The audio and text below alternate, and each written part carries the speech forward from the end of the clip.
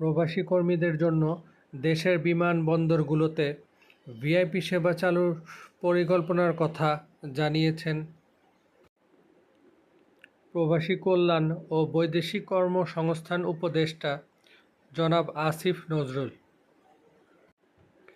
24শে September রাজধানীর প্রবাসী কল্যাণ ও বৈদেশিক কর্মসংস্থান মন্ত্রণালয়ের সভাকক্ষে এক ব্রিফিংয়ে তিনি একথা বলেন।